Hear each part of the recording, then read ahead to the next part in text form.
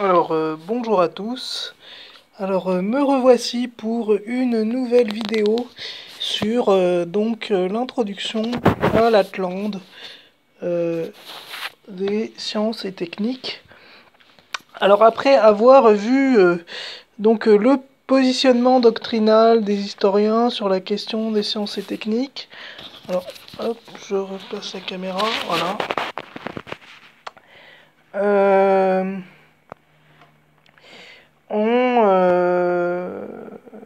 Donc aujourd'hui, on va parler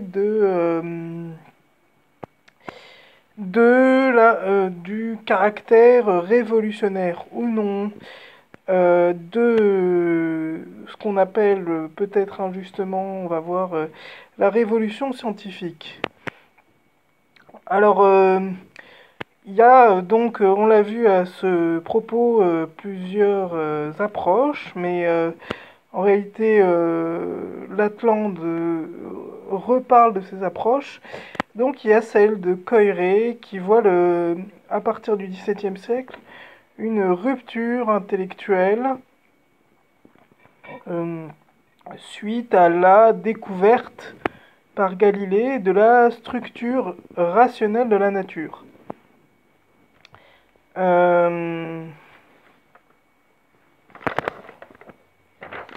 À l'opposé, Robert Merton,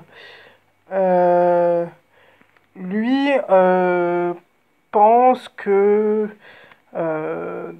cette révolution scientifique viendrait de la philosophie expérimentale. Il relativise forcément ce concept de révolution. Donc la philosophie expérimentale pratiquée par les philosophes protestants, et donc il lie les deux, à la fois émergence du protestantisme et révolution scientifique. Stephen Chapin, lui, il dit carrément que la révolution scientifique n'a jamais existé parce que il trouve que l'historiographie dite classique, donc celle de Coiré par exemple, insiste trop sur les artefacts. Alors je suppose qu'il parle des découvertes révolutionnaires, et il propose plus le concept d'évolution dans le temps long, en fait. Non, il n'en reste pas moins que selon l'Atlante, un double changement s'opère. Un changement de nature épistémologique et un changement de nature sociologique. Alors je m'explique. Le changement de nature épistémologique vient du fait que la nature est vue à travers de plus en plus le prisme des mathématiques et mise en équation. Et le changement sociologique s'opère entre un renversement entre l'Église et les universités, c'est-à-dire que l'Église perd progressivement son magistère pour énoncer des vérités par rapport à la nature au profit des universités.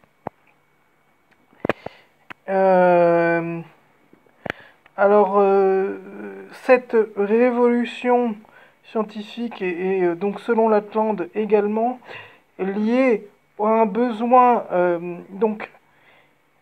est mise en relation avec le nouveau concept d'économie monde qui prend naissance autour de la Méditerranée, entre Venise et donc le monde méditerranéen, et le besoin en calculateur qui introduit une nouvelle culture mathématique, mais également avec la chute de Constantinople et l'émigration de nombreux clercs et savants grecs en Italie, la redécouverte de Platon et d'autres philosophes au détriment d'Aristote.